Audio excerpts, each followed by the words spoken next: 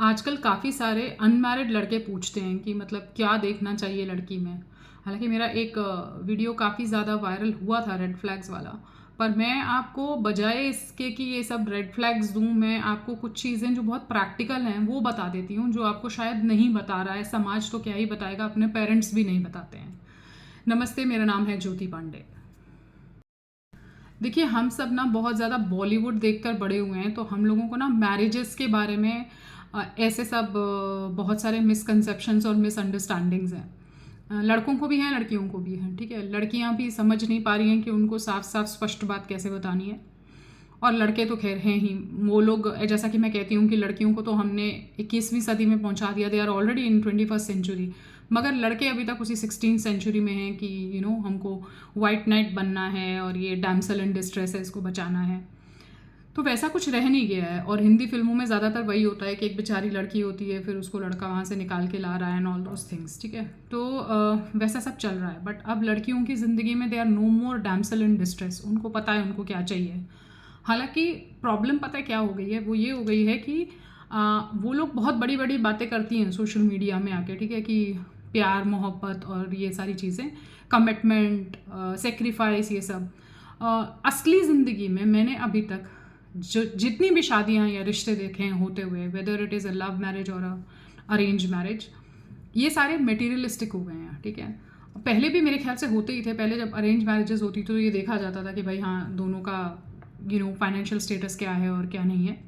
अब उसमें बीच में बहुत ज़्यादा बॉलीवुड घुस गया है, तो हमको भी ऐसा लगता है कि भाई हाँ, लव कमिटमेंट की बात होती है, दोनों लोगों के बीच में बहुत प्यार होना चाहिए, अंडरस्टैंडिंग होनी चाहिए, तो वो रिश्ता अच्छे से चलता है। मगर बात सबकी सब आके इसी मटीरियलिज्म पे अटक जाती है कि लड़के का स्टेटस क्या है, जो कि कोई भी बात इस बारे में कर नहीं रहा है कि असली बात वही होती है, बाकी सारी चीज़ें सेकेंडरी हो जाती हैं। देखिए, अरेंज मैरिज में तो है ही। जब आप लड़का देखने के लिए जाते हो अपनी लड़की के लिए, तो आप सिंपली पूछते हो कि भाई लड़का कितना कमा लेता है, उसके पास कितनी ज़मीन जायदाद है, कितना खर्च कर पाएगा वो हमारी लड़की पे। और उसी हिसाब से जो है, जब लड़की खर्च करती है तो उसको दहेज बोल दिया जाता है, जबकि दहेज सबको ऑफर होता नहीं है, ठीक है। जो सो कॉल्ड दहेज है, जो महंगी शादी होती है, वो सबको ऑफर नहीं करते हैं लड़की वाले। वो तभी करते हैं जब लड़के का स्टेटस अच्छा है। और अगर ये शादी टूटती है तब तो फिर बिल्कुल ही इन कैश किया जाता है इस रिश्ते को। आपने देख ही लिए बहुत सारे किस्से, कि कोई भी देख लीजिए, अब जितने रिसेंट जो है इतने मिसहैप्स हुए हैं, सुइसाइड्स हुए हैं, सब में अंत में लड़की एक ही चीज़ पे अटकी हुई है, वो है पैसे। तो आपको ये चीज़ ध्यान में रखनी है कि मुझे अंडरस्टैंडिंग चाहिए, मुझे प्यार चाहिए, मुझे सेक्रीफाइस चाहिए। ये सब के पीछे एक ही चीज़ है जो वो छुपा के रखी हुई है, वो है पैसे। तो अगर आपका फाइनेंशियल स्टेटस अच्छा है, ओके, तो चीज़ें अपने आप, फिर आप अंडरस्टैंडिंग भी हो जाएंगे, फिर आप सब कुछ हो जाएंगे, ठीक है। उसमें भी वो कोशिश करेगी कि कितना से मैं इन कैश कर सकूं। ये मैंने सब जगह देखा है। मतलब मैंने ऐसी लव मैरिजेस भी देख ली जो इतने साल से 7-8 साल डेटिंग किए, फिर वो अंत में आके फिर वही बातें आ जाती हैं कि नहीं, मेरा और तुम्हारा स्टैंडर्ड मैच नहीं हो रहा है, या तुम मुझे अफोर्ड नहीं कर पाओगे एंड ऑल दोज थिंग्स। तो आपको एक चीज़ बहुत अच्छी तरह से समझनी है कि जब कोई ये बोले कि नहीं, लड़की बहुत ये है, संस्कारी है, फलाना है, ये है, यू हैव टू आस्क कि तुम्हारी फाइनेंशियल एक्सपेक्टेशंस क्या हैं मुझसे। क्योंकि लड़कियां सपने देख के आ रही हैं। वो मैं बताया ना, वो निबंध लिखती हैं आके सोशल मीडिया में कि मुझे प्यार नहीं मिला और ये नहीं मिला। वो आप पैसा पैसा पढ़ना शुरू कर दो तो आपको समझ में आ जाएगा कि they are only looking for one thing. ये बहुत अलग टाइम आ गया है। पहले की तरह बहुत सालों पहले जब ऐसा हुआ करता था कि हाँ ठीक है, दोनों मिलके बना लेंगे, नहीं भी बना तो चलो हमारे कर्म में जो भी लिखा था, हमारा जो भी लेना देना बाकी रह गया था, वो ऑल दोज फिलोसफीज, जब लोग हिंदुइज्म की या किसी और धर्म की या किसी किसी की भी बात करते हैं, तो हमारे दिमाग में ये भी आता है कि हाँ, हमें अपने पूर्व जन्मों के कर्मों का फल मिल रहा है एंड ऑल दैट।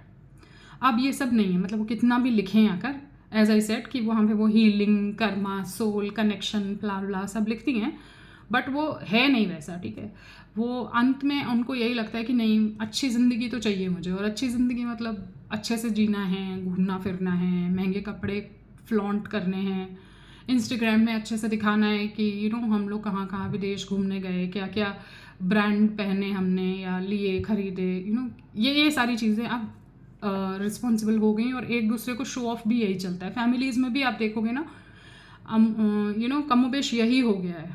हार्डली कभी ऐसा होता होगा कि फैमिलीज़ मिलती हैं तो वो एक दूसरे की इच्छाओं के बारे में, एक दूसरे के माइंडसेट के बारे में या तबीयत के बारे में या कुछ और पूछें। हम लोग शो ऑफ ही करते हैं ज़्यादातर। तो हम बातें तो बहुत करते हैं अच्छी अच्छी, मैं स्पेसिफिकली इंडियंस की बात कर रही हूँ कि हम लोग बातें तो बहुत करते हैं सोशल मीडिया पे आकर और दूसरी जगहों पे, मगर अंत में बात वही होती है कि हम बहुत मटेरियलिस्टिक हैं और लड़कियां बहुत ही मटेरियलिस्टिक हैं। तो वो सिर्फ इसी एक चीज़ पर अटकती हैं, सोच रही हैं। बहुत सारी लड़कियां, मैं सबकी बात नहीं कर रही हूँ, लेकिन बहुत सारी लड़कियां मटेरियलिस्टिक हैं। तो ये जो भी आपको ये बता रहा है कि नहीं लड़की बहुत अच्छी है, लड़की ऐसी है, ये है वो है, तो आपको पहली चीज़ उससे यही पूछनी है जाके, क्योंकि अब आपको डिसाइड करना है कि आपको इस मटेरियलिस्टिक लड़की के साथ लाइफ बितानी है या नहीं। उसको भी आप मेरे ख्याल से आप मैनेज कर सकते हो बहुत अच्छे से, ठीक है, अगर आप वैसे ही सोच के चल रहे हो कि अच्छा तो मुझे शादी तो करनी है और इन्हीं में से कोई चुननी है मुझे, ठीक है। तो आप उसको कैसे मैनेज करोगे, आपको दिमाग लगा के सोचना पड़ेगा और थोड़े अपने स्ट्रैटेजीज बना के चलनी पड़ेगी। अंधे होके शादी मत करना, बेसिकली मेरे कहने का मतलब ये है। और बहुत हाई एक्सपेक्टेशंस मत रखना कि बहुत कमिटमेंट ये वो। अच्छा लगता है, सुनने में अच्छा लगता है और बातें भी बहुत होती हैं, मगर वैसा है नहीं। दूसरी बात, लड़कियां बचपन से ये सब सुनती हुई आ रही हैं कि चॉइसेस है, बेटर चुन सकते हो, इट्स ऑल अबाउट यू।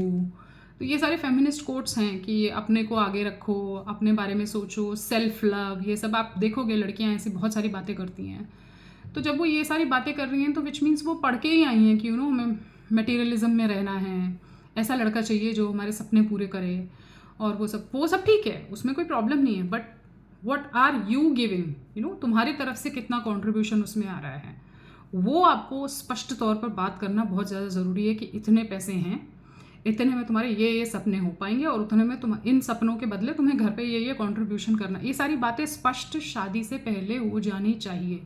सिर्फ कुछ चीज़ें देखकर कि अरे बहुत खूबसूरत लड़की है या फिर बहुत ही सिंपल लड़की है। सिंपल लड़की भी मुंह नहीं खोल रही है एक्चुअली, बट अंदर तो उसने सपने, क्योंकि वो अपने माँ बाप से डर रही है तो वो वैसे मुंह नहीं खोलेगी, बट आपके साथ उसका मुंह खुलेगा आके कि भाई ये चाहिए था मुझे, ये तो मुझे मिला नहीं। मैंने बहुत सारे ऐसे सिंपल छोटे बैकग्राउंड से आने वाली लड़कियों को भी ये सब नाटक करते हुए देखा है बेसिकली, ठीक है, जो घर पे तो साइकिल से ही चल रही थी बट यहाँ उनको मर्सिडीज चाहिए होती है।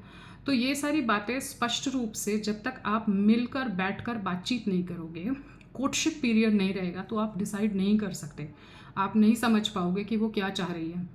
और पेरेंट्स के बारे में मैंने आपको बता दिया कि बहुत ज़्यादा अगर ऐसी फैमिली है और अटैचमेंट्स भी बहुत ज़्यादा हैं इन लोगों के अपनी बेटी को लेकर, तो बहुत प्रॉब्लम आती है। तो मेरा कहने का मतलब ये था कि मटेरियलिस्टिक दुनिया हो चुकी है, मटेरियलिस्टिक लड़कियां भी हैं, इनके शब्दों में मत जाइए कि हमको प्यार मोहब्बत ये सब चाहिए। इनको एक ही चीज़ चाहिए, वो है आपका फाइनेंशियल स्टेटस क्या है, आप पैसे कितने इनके ऊपर खर्च कर सकते हो, वो भी फ्री के। तो ये आपको देखना पड़ेगा और ये आपको टटोलना पड़ेगा लड़की में, ठीक है।